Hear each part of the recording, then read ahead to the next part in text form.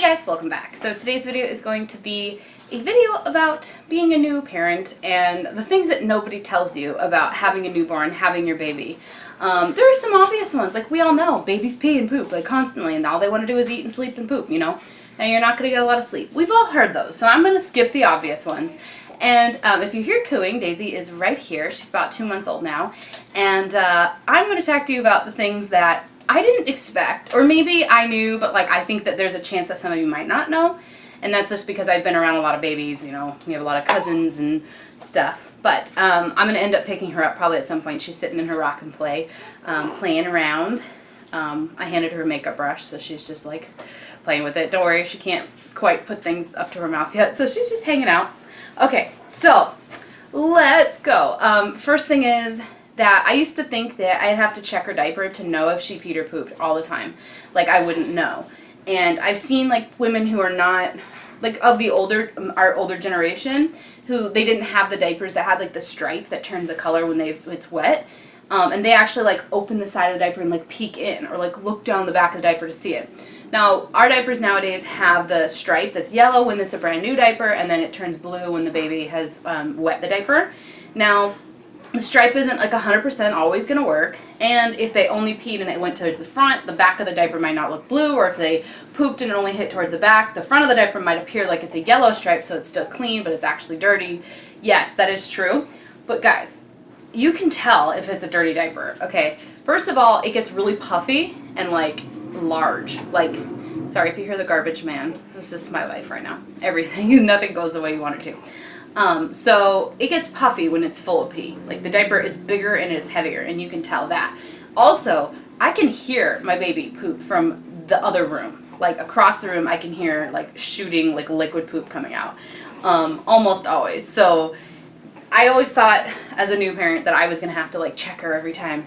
We just got into the habit of every time she wants to eat, we change her and then I feed her. That's pretty much how it's been working, but I don't even have to wonder if she went. I just know. I can tell the diaper stripe and then the size of the diaper, if she smells, and if I've heard her poop. She's kind of getting a little fussy, so I probably have to pick her up in a second. Also, I didn't realize that people would like want to touch your baby. Hey, let's just come up here and hang out. Whoa. Here she is. This is Daisy. She's about 2 months old now. Oh, hi. I wasn't sure if I would know when it was time to feed her as a new parent, because I was like, oh, I'll just look at the clock and I'll know it's been 2 hours or 3 hours, so now I need to feed her. No, this kid tells you. She does what they call rooting, where they like start moving their head like looking for a boob. She's like, where is it? She opens her mouth like this, or she'll even do the suckling motion when she wants it to the air. Hi. Yeah, she gets really fussy when she's hungry. Oh, I think she's hungry. And also, she starts sucking on anything. She'll suck on her fist, she'll suck on my shoulder, whatever she can reach. So I'm going to go ahead and feed her now. Oh, hi. Oh, hi there. Are you hungry? So I thought that I wouldn't know if she was hungry or not, but you know. Hey, I got a little present for you. Yeah. Is that good? Okay. Alright, we're good now. So I'm slouching a little bit because this chair is awkward to feed her in, but that's something I didn't know, was that they let you know. You don't have to worry about it. You'll figure it out. And if your kid is sleepy all the time and doesn't feel like eating, unless they're underweight or like really newborns, I wouldn't worry about it. Let your pediatrician tell you if you need to worry about it. Otherwise, feed them when they seem hungry and you'll be fine. That was one thing. Another thing was, I didn't expect my baby to be able to sleep in another room apart from me, or like to sleep long stretches right away. Like, I was hoping, like we all hope, that our kid's gonna sleep through the night, but it's really not healthy for them to do that right away because they need to eat to like gain the weight back. So she was waking up every 2 hours, 3 hours, you know, and that was pretty normal for us. Then she started giving us 4-hour stretches, and by week 5, I got 6 and 7-hour stretches out of her every night. So I didn't think it was going to go that fast. I was really hoping, because I went back to work at 8 weeks, that like by 8 weeks she was going to be sleeping through the night. And it seemed unrealistic. I've heard a lot of people, like when I told people who had babies that was my goal, like by the time she's 8 weeks, I'm going to get her to sleep on her own. I'm going to get her to sleep through the night. They were like, yeah, right. No, it can happen. So you have to like work at a bedtime routine and like kind of teach them that that's what they need to do to go to sleep, teach them to self-soothe and all that, and you'll be fine. So for us, it was like a warm bath, the lavender lotion on her, swaddling. I nurse her, rock her a little bit, and then just put her down and she sleeps. And it's like, oh, wow, we didn't figure that out right away. So I wish that as a new parent I had known, like, start the bedtime routine from night one. Even if the bedtime is only going to be for an hour and a half and you know that it's only going to last an hour and a half, at least teach them night from day. And that'll go a long way in the future when they're able to sleep a little longer stretches because they don't need to eat every hour or two. Another thing I didn't know as a parent was you need to carry extra clothes for your baby everywhere, which you probably have a change of clothes in the diaper bag, and that's fine.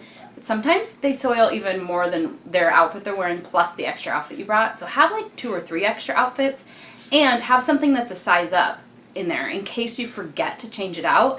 And then you're out in public a month later and all of a sudden you try to put on that newborn size onesie and it doesn't fit them. And you're like, oh my gosh, I don't have any clothes for her and she's covered in poop, right? But yeah, that's something. But also, not just carrying extra clothes for her, carry yourself an extra outfit too, or a shirt or something, because guys, my husband and I have both been pooped on and peed on and spit up on, and luckily it's pretty much been exclusively when we were home, but we're home a lot with her because she was a newborn, you know. But it's also happened in public where we were at a dinner at my dad's house and you end up with spit up all over your shirt and there's nothing you can do about it. You're like, I have an extra outfit for her, but not for me. So if you're somebody who really cares, maybe put an extra shirt in your car. Just have it there just in case. You never know. Another thing that I wish I had known or that I have learned or that I think new parents would find helpful is getting a mirror for your car for the back of the car seat. So these are kind of like controversial because they're not always like rated the safest. You have to read your reviews when you're buying a mirror. But basically the car seat is rear facing. So when you're driving in the front seat, you can't see your baby's face. You don't know if, you know, what they're doing, if they're sleeping, if they're crying, if they can breathe. And I was just like nervous all the time. Like I wanted to make sure she was okay. Especially when I started driving after 2 weeks after my C-section and I took her out for the first time alone.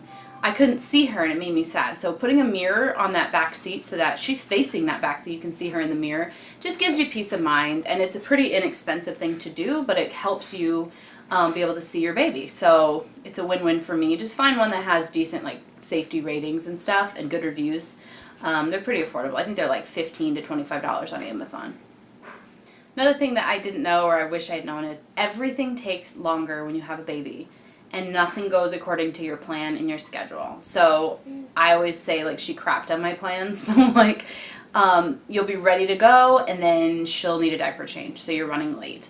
Or you'll be ready to go yourself, or you'll have her all ready to go, but you haven't had a chance to shower today, so you end up skipping your shower just so you can make it on time.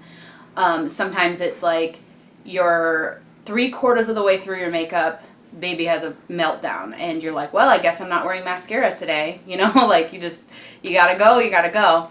Or sometimes you just go with it. If it's not important, you can be 5 minutes late, it's fine. But other times I will think to myself, okay, we're gonna go to this place where it's not really that appropriate to be breastfeeding, like it just doesn't make sense logistically or whatever in public, so I'm gonna feed her before we leave. Well, then she'll take a 4-hour nap or 3-hour nap or something, and then she won't wake up. I'll put her in the car seat, she won't wake up. We'll get there, and that's when she decides she's hungry. And I'm like, ugh, I would have fed you at home, but now I have to feed you in public, and it's fine. Like, I can, and I do feed her in public. I just wear a cover-up. But, I mean, I had time at home to feed you, and then you didn't want it, and now that it's inconvenient for me, that's when you decide you want to eat. So, everything takes longer. You can't plan anything. Get used to it. The thing is that you're going to get stronger. Your back is going to get stronger. Your arms are going to get stronger from lifting the baby constantly and wearing her and walking around while carrying her and holding the car seat when you're out and keep lifting it into carts and stuff. The thing was, I didn't realize like it was actually like necessary to burp the baby. Like, I mean, I've seen people burp their babies. Like, I used to burp my baby dolls. Like, I knew it was a thing. But if I don't burp her, I notice, because sometimes she'll fall asleep while she's nursing, and I'm like, ooh, if I can just put her down now, then maybe she'll take a 2-hour nap again, and it'll be awesome, and I can get some stuff done around the house. So I'll just nurse her and put her down, and then she just has like a puddle of spit up behind her, and I'm like, ugh. Or she'll be fussy, and then as soon as she burps, she feels better, and she's happy again, and she'll smile. She'll burp, and then she'll smile, and I'm like, oh, okay. So, and then also, another thing is that sometimes they make noises, and those noises don't mean that they're not okay. Sometimes they're just like finding their voice, or they're just dealing with whatever it is, they're coping. So like if they're hot, they moan. If they're tired, they grunt. Like she grunts when she's pooping, she's coos, she's happy, she's fine, like here and now. Sometimes like she'll just move positions and she'll kick her leg and go ugh. And so what was happening for me was every time I heard her make a sound, I thought that like something was wrong, and I'd rush over and pick her up and try to soothe her, and thought she was hungry, thought she was sick, thought something was wrong. And honestly, she just makes noises. That's just that. See her moving her little head? She's balding too. That's another thing. But yeah, so sometimes they make noises, and it's okay. As long as they're not full on screaming, that's okay. And also there are different levels of screams that this baby has. So there's like her soft, like, I'm unhappy, somebody better pick me up soon. And then there's like the whole, oh my gosh, you better pick me up. Life is ending right now. This is the worst thing ever. There's 2 different cries from her, and you'll know the difference. When she does that second one, you're going to be like, oh man, something's seriously wrong. And the first one's just like, I'm kind of uncomfortable, I just want to be held. And then there's like the, nobody loves me, I'm abandoned. There's 2 cries. I mean, there just are. Okay. And then also that babies are going to bald, and that whatever hair they were born with is going to go bye-bye. At 2 months, she's shed all of her hair at the top of her head, and this is all that's left of her original birth hair. So it's growing back, and it's growing back a lot lighter, I think. Maybe it's just that there's less of it, but they're going to shed all of their hair. So you'll find little baby hairs on their sheets, like in the bassinet, on the sheets in the pack and play. I've just found these little short brown hairs, and our dog has white hair. I have long hair, and my husband's hair, like they don't look like our hairs, they look like hers. And I'm like, oh, I find them like on my pillow that I breastfeed her on all the time, and she's shedding when I brush her hair. Another thing is cradle cap is real, and it is normal. Your baby can have like flaky skin and the head, and I asked the pediatrician too, is like, I've heard of cradle cap, is that what this is? Is it okay? What should I do? It's totally normal. They shed their skin. Babies shed the skin that they had in the womb, and so it's okay, it's normal. I just got like a really soft brush, and the doctor told us to put baby oil on it and then massage her head, and it kind of like sloughs off all that dead skin, and it takes it off. And also if you use like Aveeno, like a natural baby lotion that doesn't have all the dyes and fragrance and stuff, and use that on their body, that'll help them get rehydrated. Her skin was so dry and flaky, it was like gross looking, like peeling on her legs and stuff. And now it's all fine, so that's just a normal part of being a newborn, huh? And so I worried, like, was she okay? Is it normal? It is. Don't worry. But of course, talk to your doctor. I'm no doctor. So newborns have they are learning, you know, they're more alert the older they get. And so initially they sleep a lot, all throughout the day. I mean, people were joking with us, like, I've never seen her eyeballs, because every time they saw her, her eyes were closed, she was sleeping. But it's true. Well, the thing that has really captured Daisy's attention is lights. So in this room, she is obsessed with all of my lighting. So right in front of me, right behind the camera, I have a ring light, which is a big ring, like you can imagine. And so she will just stare at it. And then she looks at the little lights on the side. She loves mirrors, anything that reflects light. She's just very excited to look at light. I'll find her like looking at my husband's computer screen. She watches our TV, but she's not watching it because she can't even make out, like, you know, anything really with their vision is so far away when they're babies, but she can't really watch TV. She doesn't understand what she's hearing or seeing, but she's fascinated by the lights. She just can't stop looking at it. So I think that's kind of interesting, and I didn't realize that she was going to be interested at that age, because I knew that they like to watch TV by the time they were toddlers, because they watch like Mickey Mouse or whatever, but I didn't realize that at like a week old that she would be like, whoa, light. Also, we noticed that she will follow light, so like if you have your phone and move it, she will follow it with her eyes. Now that wasn't instantaneous at birth or anything, but she will do that. So I'm not trying to teach you to, you know, have your kids using technology when they're like 2 weeks old, but it does help when she's like freaking out. She'll just find something that catches her interest and she'll start looking at it. So that's kind of interesting. Also, another thing I didn't know is that they can't see color. Like, they see black and white, and then they eventually get like primary colors. So right now at 2 months, she can see a lot of the colors. Red, blue, stuff like that. But she can't, the last color they get is pink. So she can't even see the colors in her nursery. Like, I decorated her nursery in pink and gray, and she can't even see the pink, which is like funny to me that, whatever, she will soon, but, so don't, you know, they like black and white stuff. So black and white books are really good. It might seem boring and you think, oh, babies need bright and colorful things, but to be honest, newborns, they can't even see them. That's for you. That's just decorative. But as they get older, they do like bright colors. They capture their interest. But right now, it's simple patterns and stuff. Another thing that I didn't know was that they don't cry real tears when they're first born. That doesn't happen until they're several weeks old. So like when they cry, it's completely dry. There are no tears coming out. So it's very interesting.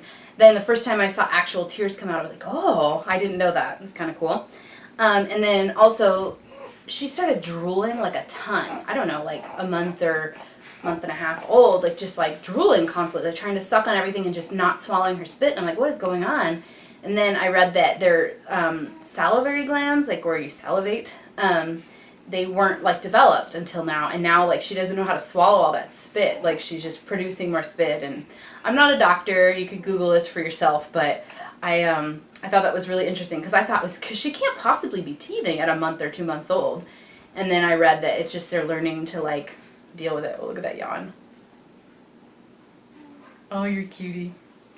Alright, well, that is it for some of the things that I found interesting about newborns and things that I didn't know about having one. I hope you guys found this funny or helpful, useful. Thanks for watching. Bye.